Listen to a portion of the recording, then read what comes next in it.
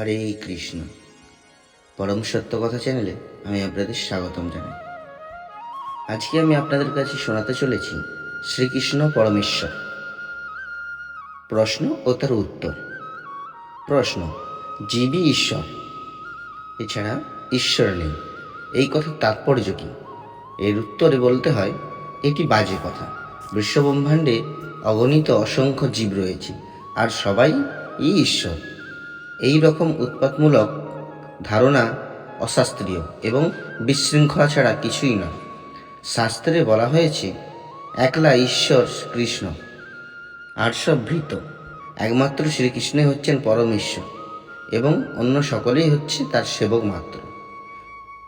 শ্রীমদ্ ভগবতে বলা হয়েছে, সমস্ত বিশ্বব্রহ্মাণ্ডের পালনকর্তাগণ সর্বতীর্থের তীর্থস্বরূপ শ্রীকৃষ্ণের পাদপদ্মের রজকণা মস্তকে ধারণ করেন এবং ব্রহ্মা, শিব, অনন্ত, লক্ষ্মী সকলেই তার অংশ ও অংশকলারূপে তার পদরজ মস্তকে ধারণ করেন। মহাবিশ্বের সমস্ত জীব তার ক্ষুদ্রাতি ক্ষুদ্র অংশ মাত্র। জীবলোকে প্রতিটি জীবই হচ্ছে কৃষ্ণের ভৃত্য। জীবের স্বরূপ হয় কৃষ্ণের নিত্যদাস, তাই জীবকে কৃষ্ণ বলে মনে করা অপরাধ। কলিযুগ পাবনাবতারী শ্রীকৃষ্ণ চৈতন্য মহাপ্রভু সাবধান করে দিয়ে বলেছেন, কখনোই অধম জীবকে কৃষ্ণ বলে মনে করা উচিত নয়। কেন? তাকে ভগবানের সঙ্গে তুলনা করা উচিত নয়। জীব, ঈশ্বর এবং ভগবান কখনোই সমান নয়। ঠিক যেমন স্ফুলিঙ্গকে কখনোই জ্বলন্ত অগ্নিপিণ্ডের সঙ্গে সমান বলে মনে করা যায় না, পরমেশ্বর ভগবান সর্বদা সচ্চিদানন্দময় এবং হ্লাদিনী ও সম্বিত শক্তির দ্বারা অশ্লিষ্ট, কিন্তু জীব সর্বদাই শ্রেয় আরোপিত আবিদ্যার দ্বারা আচ্ছাদিত।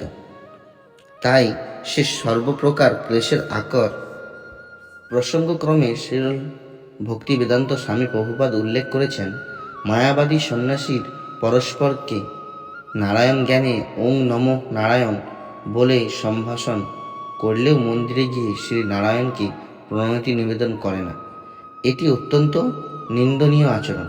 যারা নিজেদের ভগবান বলে মনে করে তারা অসুর মাত্র। ভাগবতাদি শাস্ত্রে বর্ণনা রয়েছে, অসুরেরাই নিজেদের নারায়ণ, কৃষ্ণ বা ভগবান বলে জাহির করেছিল। সত্যি কথা বলতে কি, নরকের মতো পথ ধরবার জন্যই গণ্ডমূর্খেরা জীব আর ঈশ্বর এক বলেই চিন্তা করে। এছাড়া আর কোনো ঈশ্বরের অস্তিত্ব তারা অস্বীকার করে। শ্রী কৃষ্ণদাস কবিরাজ গোস্বামী তার বিশ্ববিখ্যাত গ্রন্থ শ্রী চৈতন্য চরিতামৃতে উল্লেখ করেছেন যে, মূর্খ ব্যক্তি বলে যে জীব এবং ঈশ্বর সমান, যে একটি পাষণ্ডী। তাই মৃত্যুর দেবতা শ্রী যমরাজ তাকে শাস্তি প্রদান করেন। পরের প্রশ্ন: ঈশ্বর সম্বন্ধে আমরা শিবকে শ্রেষ্ঠ মনে করি, নাকি বিষ্ণুই সর্বশ্রেষ্ঠ ঈশ্বর? এর উত্তরে বলতে হয়, শ্রী বিষ্ণু হচ্ছেন পরমেশ্বর, শিব হচ্ছেন বিষ্ণুর উপাসক, বৈষ্ণব শ্রেষ্ঠ। সমস্ত বৈষ্ণবগণের মধ্যে শিব হচ্ছেন শ্রেষ্ঠ। পদ্মপুরাণে বলা হয়েছে, সর্বশ্রেষ্ঠ আরাধনা হচ্ছে বিষ্ণুর আরাধনা। শাস্ত্রে বর্ণিত হয়েছে, বিষ্ণু হচ্ছেন পরমেশ্বর ভগবান। তার সঙ্গে শিব বা ব্রহ্মাকে সমকক্ষ বলে মনে করা উচিত নয়। এর পরের প্রশ্ন: কৃষ্ণ ভক্তকে যোগমায়া দুর্গার পূজা করতে নিষেধ করা হয়েছে, অথচ বৃন্দাবনে কৃষ্ণ ও যোগমায়া ভ্রাতা ও ভগিনী রূপে আবির্ভূত হলেন। ভ্রাতার পূজা করা হবে কিন্তু ভগিনীর পূজা হবে না কেন? এর উত্তরে বলতে হয়, যোগমায়ার পূজা করতে কাউকে কোথাও নিষেধ করা হয়নি। ভক্তরাই যোগমায়ার পূজা করে, অভক্তরা কখনোই যোগমায়ার পূজা করে না। অভক্তরা সবসময় মহামায়ার পূজায় আগ্রহী। ভগবান শ্রীকৃষ্ণের অন্তরঙ্গা ও বহিরঙ্গা এই উভয় শক্তিরই দুর্গা, মহামায়া প্রভৃতি নাম নানা শাস্ত্রে দেখা যায়। অন্তরঙ্গা শক্তির উপাসনায় কৃষ্ণ ভক্তি প্রাপ্তি এবং বহিরঙ্গার শক্তির উপাসনায় জড়জাগতিক বৈভব প্রাপ্তি হয়ে থাকে।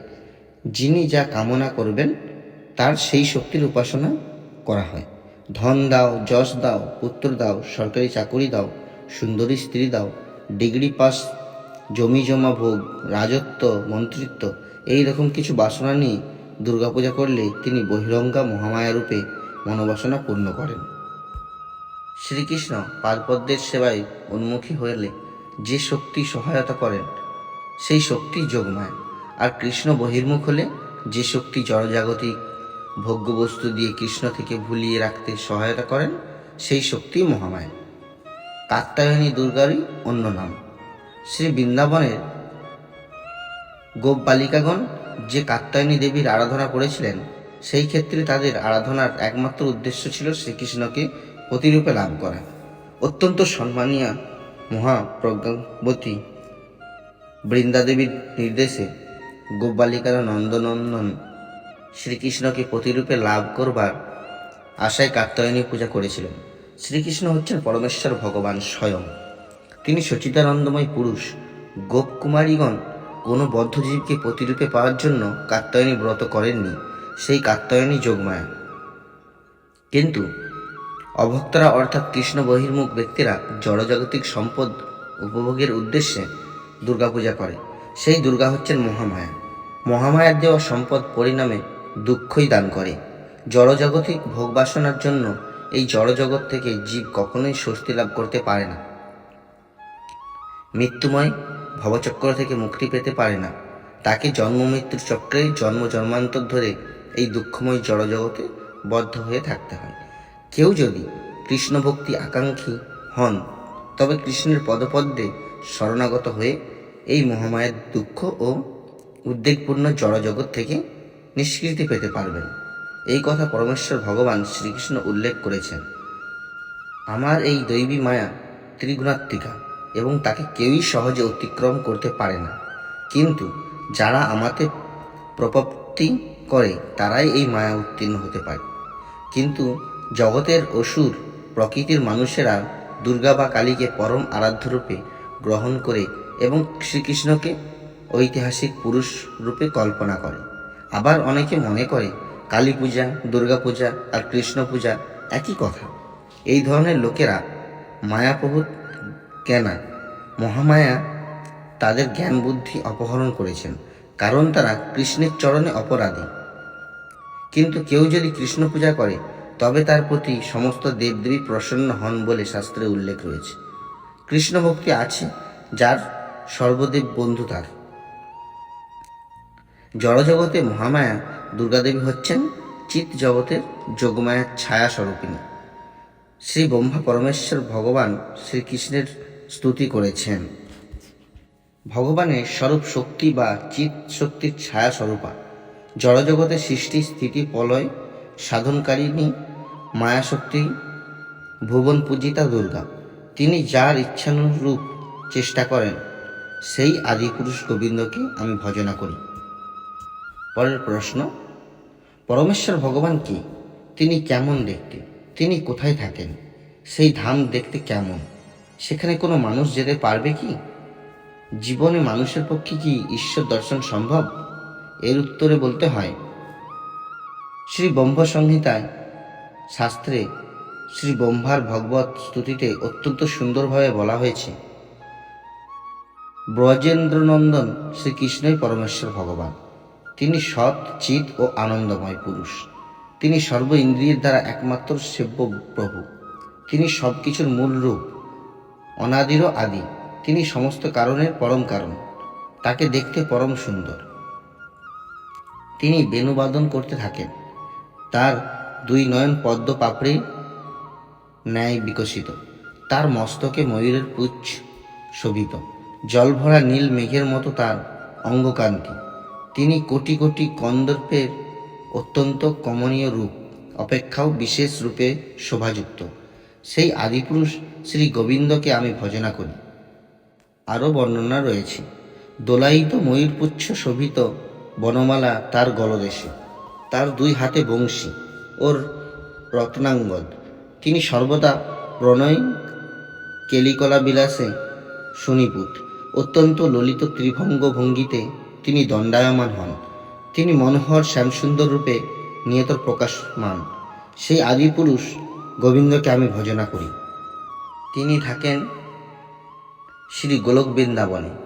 বলা হয়েছে এই 14 ভুবন বৈশিষ্ট্য দেবীধাম, তার উপরে শিবধাম, তার উপরে বৈকুণ্ঠ ধাম এবং সবার উপরে গোলক নামক কৃষ্ণধাম।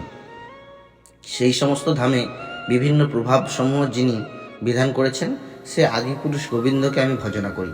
এই জড়জগতের ঊর্ধ্বে শিবধাম, সেই ধাম মহাকাল ধাম নামে একাংশ অন্ধকারময়, সেই অংশ ভেদ করে মহা আলোকময় সদাশিব লোক। তারও ঊর্ধ্বে হরিধাম অর্থাৎ চিৎ জগৎ বা বৈকুণ্ঠ লোক, তারও ঊর্ধ্বে গোলক বৃন্দাবন ধাম। দেবীধামে মায়ার বৈভবের প্রভাব, শিবধামে কাল ও দ্রব্যময় বুজ্জ প্রভাব, হরিধামে চিৎ ঐশ্বর্য প্রভাব এবং গোলকধামে সর্ব ঐশ্বর্য নিবাসকারী মহা মাধুর্য প্রভাব রয়েছে। সেই সমস্ত প্রভাব সহ সেই ধামে শ্রী গোবিন্দ সাক্ষাৎ গৌণ বিক্রম দ্বারা বিধান করেছেন। সেই গোলক ধামের বর্ণনা রয়েছে। সেই ধামে চিন্ময় রত্নসমূহের দ্বারা বিরচিত প্রসাদ রয়েছে। কোনো জড়বস্তু দিয়ে সেই জগৎ গঠিত নয়, সেখানে কল্পবৃক্ষ রয়েছে। এই জগতে যদি কখনো কোনো কল্পবৃক্ষ থাকে, তবে তার কাছে ধর্ম, অর্থ, কাম ও মোক্ষরূপ ফল পাওয়া যেতে পারে। কিন্তু কৃষ্ণলোকে কল্পবৃক্ষ প্রেম ভক্তির নানা বৈচিত্র্যরূপ অনন্ত ফল দিয়ে থাকে। সেই লক্ষ লক্ষ কল্পবৃক্ষ পরিবেষ্টিত দিব্য রত্নময় আলয়সমূহ সেখানে বিদ্যমান। সেই আলয়সমূহে সুরভি গাভী সকল পালিত হচ্ছে। সাধারণত কামধেনু দহন করা মাত্রই দুধ দেয়, আর গোলকের কামধেনু সমূহ ভক্তদের কেবল ক্ষুধা তৃষ্ণা নিবারণ করে তাই নয়, সেই কামধেনু সকল চিন্ময় পরমানন্দ ধারায় প্রেমের স্রোত বইয়ে অনর্গল দুগ্ধামৃতের মহাসমুদ্র সৃষ্টি করে। শত সহস্র গোপ সুন্দরী লক্ষ্মীগণ পরম যত্ন সহকারে সেখানে শ্রীকৃষ্ণের সেবা করেছেন। সেখানে পরম লক্ষ্মী স্বরূপা কৃষ্ণপ্রেয়সী ব্রজসুন্দরীরাই কান্তাবর্গ। পরম পুরুষ ভগবান শ্রীকৃষ্ণই একমাত্র কান্ত। সেখানে বৃক্ষমাত্রই কল্পতরু, ভূমিমাত্র চিন্তামণি, জলমাত্রই অমৃত, কথামাত্রই গান, গমনমাত্রই নিত্য, বংশী প্রিয় সখীর ন্যায় প্রিয়কার্য সাধনকারী। চিদানন্দময় জ্যোতি সেখানে বিদ্যমান, অর্থাৎ চন্দ্র বা সূর্যেরও সেখানে প্রয়োজন নেই। পরম চিত্ত পদার্থ মাত্রই আসাধ্য বা উপভোগ্য। সেই ধামে মানুষ যেতে পারে। শ্রীকৃষ্ণ প্রতিনিধি সদ্গুরুর কৃপায় শুদ্ধ ভক্তিপূর্ণ কৃষ্ণ ভাবনাময় স্বীয় চিদবৃত্তিকে অবলম্বন করে সেই গোলকধামে উপনীত হওয়া যায়। অর্থাৎ সর্বপ্রযত্নে কৃষ্ণ ভাবনামৃত গ্রহণ করে জীবন পরিচালিত করতে হবে। প্রেম নেত্রেই ভগবানকে দেখা যায়। শ্রী ভম্বা বলেছেন, জড়জাগতিক কামবাসনাময় নেত্রে নয়, ভগবৎ প্রেমের অঞ্জনে রঞ্জিত ভক্তিনেত্রের নিষ্ঠাবান সাধুগণ সর্বদা তাদের হৃদয়ে সেই অচিন্ত গুণ বিশিষ্ট পরম সুন্দর শ্যামসুন্দরকে দর্শন করেন। সেই আদিপুরুষ গোবিন্দকে আমি ভজনা করি। এর পরের প্রশ্ন, শ্রীকৃষ্ণ যে পরমেশ্বর ভগবান তা কিভাবে বুঝব? সমস্ত বৈদিক শাস্ত্রে শ্রীকৃষ্ণকে পরমেশ্বর ভগবান বলে ঘোষণা করা হয়েছে। কোনো শাস্ত্রে কোনো দেবদেবী পর্যন্ত নিজেদেরকে ভগবান বলে জাহির করেননি, বরং সকলেই শ্রীকৃষ্ণের পরমেশ্বরত্ব স্বীকার করে তার আরাধনা করছেন। ব্রহ্মসংহিতায় বলা হয়েছে, সচ্চিদানন্দময় শ্রীকৃষ্ণ পরমেশ্বর, তিনি অনাদি, সকলেরই আদি এবং সকল কারণের পরম কারণ। শ্রীকৃষ্ণ স্বয়ং স্বীকার করেছেন, আমি সমস্ত জড় এবং চেতন বিশ্বের সব কিছুর উৎস, সব কিছুই আমার থেকেই প্রবর্তিত। শ্রীকৃষ্ণ আরও বলেছেন, হে ধনঞ্জয়, আমার ঊর্ধ্বে কিঞ্চিত বস্তুও নেই, আমি পরম তত্ত্ব। এইভাবে সমস্ত বৈদিক শাস্ত্রে শ্রীকৃষ্ণকে পরমেশ্বর ভগবান বলে প্রমাণ করা হয়েছে। পরের প্রশ্ন, ভগবানের মধ্যে বিদ্যমান গুণগুলির সামান্যতম পরিমাণও যদি কারো মধ্যে থাকে, তবে তাকে ভগবান বলা যায় কি না? উত্তর: সর্বশাস্ত্রে শ্রীকৃষ্ণকেই পরমেশ্বর ভগবান বলা হয়েছে।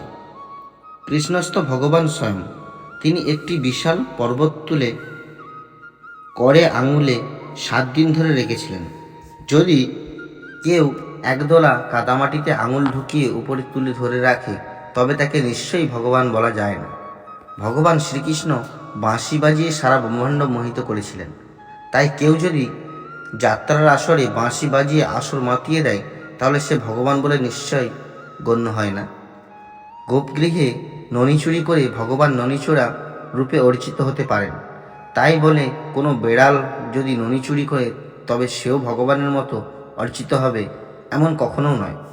ভগবান শ্রীকৃষ্ণ শতকোটি গোপী সঙ্গে রাসনৃত্য করেছিলেন, তাই তিনি গোপীনাথ রূপে পূজিত হন। কিন্তু উড়িষ্যার বিষকিষণ নামে এক মহা ধুরন্ধর ব্যক্তি নানাবিধ তান্ত্রিক বিদ্যা প্রদর্শন করে নিজেকে ভগবানের অবতার বলে পরিচয় দান করে। যেদিন সে রাসলীলার সূচনা করল অমনি তার পরের দিন থেকেই তাকে যাবজ্জীবন কারাবন্দী হয়ে থাকতে হলো। ভগবান যুদ্ধক্ষেত্রে কুরুক্ষেত্রে তার ভক্ত অর্জুনের রথের সারথি রূপে আসেন। তখন তার লৌকিক হিসাবে বয়স ছিল 125 বছর। তখন যদুবংশের বিস্তার হয়, অর্থাৎ কৃষ্ণের অনেক পুত্র পৌত্রাদি থাকা সত্ত্বেও কৃষ্ণকে একজন নবীন কিশোর যুবকের মতোই দেখাত। ব্রহ্মসংহিতায় তাই তার বর্ণনা রয়েছে, তিনি সর্বদাই নবযৌবন সম্পন্ন। কিন্তু কোনো মানুষ যদি যৌবন প্রাপ্ত হয় তাহলেই তাকে ভগবান বলা হবে এমন নয়। ভগবান শ্রীকৃষ্ণ বিশ্বরূপ দেখিয়েছিলেন, অনেক বাহু, অনেক মাথা ইত্যাদি। মায়াবী রাক্ষস রাবণও বহু মাথা দেখিয়েছিলেন। বানাসুরের 1000 বাহু ছিল, কিন্তু রাবণ বা বানাসুরকে ভগবান বলতে হবে এমন নয়। ভগবান ইচ্ছা করলে যে কোনো রূপ ধারণ করতে পারেন। মহিষাসুর নামে এক ভয়ঙ্কর অসুরও ইচ্ছা করলে যে কোনো রূপ ধারণ করতে পারে। তাই বলে মহিষাসুর বা কোনো জোকারকে ভগবান বলা হবে এমন নয়। কলিযুগে কোনো সিদ্ধ যোগী বাবাকে ভগবান জ্ঞানে মূর্খ লোকেরা শ্রদ্ধা পূজা করে চলেছে, কেননা সেই বাবাদের মধ্যে অনেক অলৌকিক গুণ তারা লক্ষ্য করেছে। কিন্তু প্রকৃতপক্ষে সেই গুণগুলি মোটেই ভগবত গুণ নয়, সেগুলি জড়গুণ মাত্র। ভগবানের ভক্তরা কখনোই সেই সমস্ত সিদ্ধির প্রতি মোহগ্রস্ত হন না। ভগবত ভক্ত প্রহ্লাদকে তার পিতা হিরণ্যকশিপু যখন বলেন, আমি ভগবান, তুই দেখ, সমগ্র জগৎটা আমার কর্তৃত্বে রয়েছে, কিন্তু কৃষ্ণভক্ত প্রহ্লাদ বলতে থাকেন, শ্রী হরিই ভগবান, তিনি হর্তাকর্তা বিধাতা, তার অধীনে তুমি তুচ্ছ নগণ্য জীব মাত্র। শ্রীমদ্ ভগবতে বর্ণনা আছে, এই হিরণ্যকশিপুর কাছে স্বর্গের সকল দেবদেবী নতি স্বীকার করে জয়ধ্বনি দিয়ে হিরণ্যকশিপুকে স্বর্গরাজরূপে পূজা বন্দনা করেছিলেন। হিরণ্যকশিপুর ভয়ে বসুন্ধরা প্রচুর ফল ফুল শস্য দানায় পরিপূর্ণ হয়েছিলেন, কিন্তু সেই হিরণ্যকশিপু নিজেকে ভগবানের মতো মনে করায় অচিরেই ভগবানের হাতে নিহত হলো। তাই আপাত অলৌকিক ক্ষমতা কেউ দেখাতে পারলেই তাকে ভগবান বলে মনে করা কখনোই ঠিক নয়। এর পরের প্রশ্ন, দেবদেবী ও ভগবানের মধ্যে পার্থক্য কী? তার উত্তর বলতে হয়, সমস্ত দেবদেবীর উৎস হচ্ছেন পরমেশ্বর ভগবান। ভগবান বলেছেন, আমি চরাচর বিশ্বের সব কিছুর উৎস। ভগবান উল্লেখ করেছেন, প্রজাপতিরা, রুদ্র এবং অন্য সকলকেই আমি সৃষ্টি করেছি, যদিও তারা তা জানে না, কারণ তারা আমার মায়াশক্তির দ্বারা বিমোহিত। ভগবানকে বলা হয় অসমুদ্ধ, অর্থাৎ কেউই তার সমান নয়, কেউ তার ঊর্ধ্বেও নয়। ভগবান হচ্ছেন পরম নিয়ন্তা, সমস্ত দেবদেবী তার অধীন ভৃত্য মাত্র। দেবদেবীরা বিশেষ বিশেষ ক্ষমতার অধীনকারী, কিন্তু সমস্ত ক্ষমতার উৎস স্বয়ং ভগবান। ভগবানই তাদের সেই ক্ষমতা দিয়েছেন। দেবদেবীরা প্রত্যেকেই ভগবানের কৃপার উপর নির্ভরশীল। প্রজাপতি ব্রহ্মা, মহাদেব শিব সর্বদাই ভগবান শ্রীহরির আরাধনা করেন। জন্ম মৃত্যুর ভবচক্র থেকে চিরমুক্তি একমাত্র ভগবানই দিতে পারেন, কোনো দেবদেবী তা দিতে পারেন না। জড় অনিত্য বস্তু লাভের উদ্দেশ্যে লোকে দেবদেবীর আরাধনা করে। শ্রী অর্জুনকে ভগবান বলেছেন, সর্বরকম ধর্ম বাদ দিয়ে একমাত্র আমার শরণাপন্ন হও। ভগবান আরও বলেছেন, যাদের মন জড়কামনা বাসনার দ্বারা বিকৃত হয়ে গিয়েছে তারাই অন্য দেবদেবীর শরণাগত হয়। শ্রী পদ্ম পুরাণে বলা হয়েছে, যদি কেউ পরমেশ্বর ভগবান শ্রীকৃষ্ণকে দেবদেবীর সমান বলে মনে করে, এমনকি ভগবানকে যদি ব্রহ্মা, শিব, দুর্গা, কালী ইত্যাদি মহা দেবদেবীর সমান বলে মনে করে, তাহলে তখনই সে একজন ভগবত বিদ্বেষী নাস্তিকে পরিণত হয়। পুরাকালে রাজর্ষি কটাঙ্গ ছিলেন ৩৩ কোটি দেবতার উপাসক। তিনি সমস্ত দেবতার প্রিয় পাত্র ছিলেন। দেবতাদের বরে কট্টাঙ্গ মহারাজকে কেউই যুদ্ধে পরাস্ত করতে পারত না। একদিন দেবতাগণ তাকে কোনো বর প্রার্থনা করতে বললে কট্টাঙ্গ মহারাজ তার আয়ুষ্কাল কত তা আগে জানতে চাইলেন। দেবতাগণ বললেন তার আয়ু আর ১ মুহূর্ত কাল মাত্র বাকি। তখন তিনি আর কালক্ষেপ না করেই দেবতাদের দেওয়া বিমানযোগে আপন রাজধানীতে ফিরে গিয়ে পরমেশ্বর ভগবানের আরাধনা সর্বতোভাবে মনোনিবেশ করলেন। কারণ তিনি বুঝেছিলেন যে দেবতারা তার জড় কামনা পূরণ করবেন বটে, কিন্তু তাতে কোনো নিত্য মঙ্গল লাভ নেই। আসল কাম্য হচ্ছেন ভগবান শ্রীহরি। শ্রীমদ্ ভগবতে দেখা যায়, দৈত্যদের দ্বারা বিপন্ন সমস্ত দেবতাদের মঙ্গল বিধানের উদ্দেশ্যে দেবমাতা অদিতিকে তার পতি মহর্ষি কশ্যপ পরমেশ্বর ভগবান শ্রীহরির ভজনা করতে নির্দেশ দিয়েছেন। শ্রীমদ্ ভগবদ্গীতায় বলা হয়েছে, দেবতার উপাসকগণ স্বর্গলোকে উন্নীত হতে পারেন, অনিত্য স্বর্গসুখ ভোগ করতে পারেন, কিন্তু যারা ভগবানের ভক্ত তারা চিন্ময় জগৎ অর্থাৎ বৈকুণ্ঠে বা গোলকধামে নিত্য গতি লাভ করতে পারেন। প্রত্যেক জীব ভগবানের নিত্য দাস। জীবের স্বরূপ হয় নিত্য কৃষ্ণ দাস। যতক্ষণ পর্যন্ত জীব তার এই নিত্য স্বরূপ উপলব্ধি করতে না পারছেন, ততক্ষণ পর্যন্ত জীব সচ্চিদানন্দময় পরমেশ্বর ভগবান শ্রীহরিকে না জানছে, ততক্ষণ তাকে নানা যোনি ভ্রমণ করে দুঃখময় ভব সংসারে পতিত হতে হবে। ভগবান বলেছেন, আমি সমস্ত যজ্ঞের ভোক্তা ও প্রভু।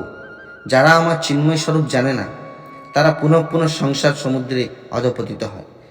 প্রসঙ্গত উল্লেখযোগ্য এই যে মহান দেবদেবীদের অবজ্ঞা করা কারো উচিত নয়, এটাই মহাপ্রভুর শিক্ষা।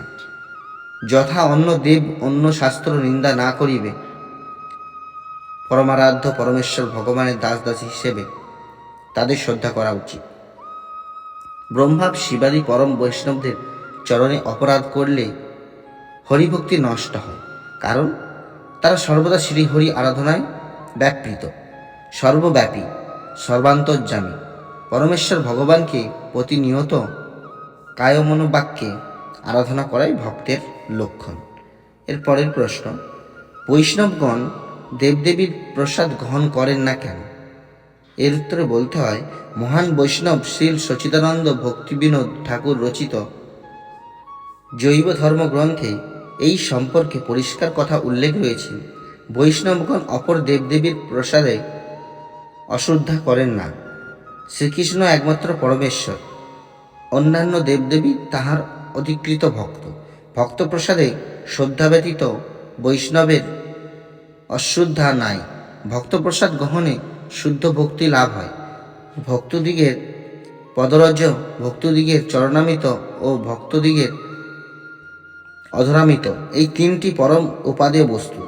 মূল কথা এই যে, মায়াবাদী যে দেবতারাই পূজা করুন না ও অন্যাদি যে দেবতাকেই অর্পণ করুন, মায়াবাদ নিষ্ঠাদোষে সেই দেবতা সেই পূজা ও খাদ্যদ্রব্য গ্রহণ করেন না। ইহার ভুরি ভুরি শাস্ত্র প্রমাণ আছে। অন্য দেব পূজকগণ প্রায়ই মায়াবাদী। তাহাদের প্রদত্ত দেবপ্রসাদ লইলে ভক্তির হানি হয় ও ভক্তিদেবীর নিকট অপরাধ হয়। কোনো শুদ্ধ বৈষ্ণব যদি কৃষ্ণার্পিত প্রসাদান্ন অন্য দেবদেবীকে দেন, সেই দেবদেবী বড় আনন্দেই সহিত তাহা স্বীকার করিয়া নৃত্য করেন। পুনরায় তাহার প্রসাদও বৈষ্ণব জীবমাত্রেই পাইয়া আনন্দ লাভ করেন। শাস্ত্র আজ্ঞায় বলবান। যোগশাস্ত্রে লিখিত আছে যে, যোগাভাসী ব্যক্তি কোনো দেবতার প্রসাদ গ্রহণ করিবেন না। ইহাতে বলা যাইতে পারে না যে যোগাভাসী ব্যক্তি অন্য দেবতার প্রসাদে অশুদ্ধা করেন। যোগ কার্যে প্রসাদ পরিত্যাগ একান্ত ধ্যানের উপকার হয়। তদ্রূপ ভক্তি সাধনে উপাস্য দেবে ব্যতীত অন্য দেবের প্রসাদাদি লইলে অনন্য ভক্তি সাধিত হয় না। ইহাতে অন্য দেব দেবীর প্রসাদে যে কেউ অশুদ্ধ করে এরূপ নয়। শাস্ত্র আজ্ঞা মতে আপন আপন প্রয়োজন সিদ্ধিতে যত্ন করে এই মাত্র জানিবেন। এর পরের প্রশ্ন, কিভাবে ভগবানকে দেখা যায়? সূর্যকে দেখতে হলে যেমন সূর্যের আলোতেই সূর্য দর্শন করতে হয়, তেমনি ভগবানের কৃপাতেই ভগবানকে দেখা সম্ভব হয়। এর পরের প্রশ্ন, কালী ও কৃষ্ণ কি এক? তার উত্তরে বলতে হয় না, কালী ও কৃষ্ণ এক নয়। শ্রীকৃষ্ণ হচ্ছেন সমস্ত কারণের পরম কারণ, পরমেশ্বর ভগবান। তার অনন্ত শক্তি রয়েছে। তার মধ্যে তার বহিরঙ্গা শক্তি মহামায়া দুর্গার একটি উগ্র প্রকাশ হচ্ছেন দেবী কালী। জড়বিশ্বের সৃষ্টি স্থিতি প্রলয় সাধনকারিণী দুর্গা ভগবানের ইচ্ছা অনুসারে পরিচালিত হন। শ্রীকৃষ্ণ একমাত্র প্রভু, আর সকলে তার ভৃত্য মাত্র। ব্রহ্মা, শিব, দুর্গা, কালী সকলেই শ্রীকৃষ্ণের ভৃত্য। কালী ও কৃষ্ণ কখনোই এক নয়। শাস্ত্রে ভগবানের বহিরঙ্গা মায়াকে অন্ধকারের সঙ্গে তুলনা করা হয়েছে। আলো ও অন্ধকার দুটি বিপরীত বিষয়। আলোর আবির্ভাবে যেমন অন্ধকার বিদূরিত হয়, তেমনি কৃষ্ণ ভক্তি হৃদয়ে জাগ্রত হলে মায়ার বৈভবের প্রতি আগ্রহ দূর হয়। কৃষ্ণ ভক্তি ছাড়া মানুষের বুদ্ধি বিশুদ্ধ নয়। বস্তুত বুদ্ধি শুদ্ধ নহে কৃষ্ণ ভক্তি বিনে। যখনই জীব কৃষ্ণ ভক্তি বিমুখ হয়, শ্রীকৃষ্ণের নিত্য দাসত্ব ভুলে যায়, তখনই বহিরজ্ঞা মায়াদেবী সেই জীবকে নানা প্রকারে প্রলব্ধ ও বিমোহিত করে তাকে ত্রিপাত দুঃখ দিয়ে এই জন্ম মৃত্যুর ভবচক্রে বেঁধে রাখেন, যার ফলে বদ্ধ জীবের পক্ষে ভোগবাসনারূপ মায়িক শৃঙ্খলের বন্ধন থেকে ত্রাণ পাওয়া দুঃসাধ্য ব্যাপার হয়ে দাঁড়িয়েছে। কিন্তু সেই যদি মায়াদেবীর এরূপ ক্লেশপূর্ণ সংসারে আবর্তিত হতে না চায়, তবে তাকে অবশ্যই শ্রীকৃষ্ণের শ্রীপাদ পদ্মে প্রপত্তি স্বীকার করতে হবে। তাই শ্রীকৃষ্ণ বলেছেন, যারা আমার চরণে প্রপত্তি স্বীকার করে তারা এই মায়ার কবল থেকে রেহাই পেতে পারে। কিন্তু যাদের জ্ঞান বুদ্ধি হরণ করেছেন, তারা কৃষ্ণ ভক্ত হতে চায় না। শ্রী অর্জুনকে ভগবান শ্রীকৃষ্ণ বলেছেন, 4 ধরনের মানুষ আছে যারা কৃষ্ণ ভজন করে না, অর্থাৎ মূঢ় নরাধম মায়ার দ্বারা যাদের জ্ঞান অপহৃত হয়েছে এবং যারা আসরিক ভাবাপন্না, সেই সমস্ত দুষ্কৃতকারীরা কখনো আমার শরণাগত হয় না। মহামায়ার সংসারে নানাবিধ ভোগবাসনা চরিতার্থ করবার আশায় এই সমস্ত দুষ্কৃতিকারীরা কৃষ্ণ বহির্মুখ আচরণ করে এবং সাড়ম্বরে মহামায়া দুর্গা বা কালী পূজার উদ্দেশ্যে নানা আয়োজনে উদ্যোগী হয়। সাধারণত চোর ডাকাতেরা মহামায়ার ভয়ঙ্করী রূপ চণ্ডী, কালী ইত্যাদি দেবীর পূজা করত। তারা মদ্যপায়ী, অন্যান্য নেশাদ্রব্যে আগ্রহী এবং মাংসপ্রিয়। বিভিন্ন কামনা বাসনা দোষে তারা মুক্তিদাতা মুকুন্দ শ্রীহরির প্রতি বিমুখ হয়ে দুর্গা, চণ্ডী কিংবা কালীর ভক্ত হয়। যাদের মন জড় কামনা বাসনা দ্বারা বিকৃত, তারা ভগবান শ্রীকৃষ্ণকে বাদ দিয়ে নানা দেবদেবীর শরণাগত হয়। কিন্তু জাগতিক কামনা বাসনা কৃষ্ণ ভক্তের কাছে ভক্তিপথের প্রতিবন্ধক। দেবদেবীর উপাসকেরা দেবদেবীদের বিভিন্ন দেবলোকে উন্নীত হয় এবং যারা ভগবান শ্রীকৃষ্ণের ভক্ত তারা কৃষ্ণলোকে উন্নীত হয়। তাই কালী ভক্ত ও কৃষ্ণ ভক্তের গতি কখনোই এক নয়। বিভিন্ন দেবদেবীর উপাসনা এবং কৃষ্ণ ভক্তি কখনোই এর পর্যায়ের নয়, কারণ দেবোপাসনা হলো জড়জাগতিক বা প্রাকৃত, আর কৃষ্ণ ভক্তি হলো সম্পূর্ণরূপে অপ্রাকৃত চিন্ময়। দেবী ধাম অনিত্য পরিবর্তনশীল, কিন্তু কৃষ্ণধাম নিত্য চিরশাশ্বত। যাদের বুদ্ধি অল্প তারা দেবদেবীর আরাধনা করে, তাদের আরাধনা লব্ধ ফল অস্থায়ী। ভগবান শ্রীকৃষ্ণ পূর্ণ পুরুষ, দেবদেবীরা তার ক্ষুদ্র ক্ষুদ্র অংশকণা। যেমন অন্যান্য সমস্ত জীবী ভগবানের ক্ষুদ্র অংশ, দেবদেবীদের সমস্ত ক্ষমতা ভগবানের কাছ থেকে পাওয়া। ভগবত কৃপা বিনা দেবদেবীদের কোনো ক্ষমতা থাকে না। প্রজাপতি ব্রহ্মা, মহাদেব শিব সব সময় ভগবানের নাম জপ কীর্তন করেছেন, শ্রীকৃষ্ণের ভজনা করেছেন। দেবর্ষি শ্রী নারদ সর্বদা কৃষ্ণ নাম কীর্তন করেছেন। দেবী দুর্গা স্বয়ং কৃষ্ণ ভজনের নির্দেশ দিয়েছেন, অন্যথায় বদ্ধ জীবের দুর্গতি ঘোচে না।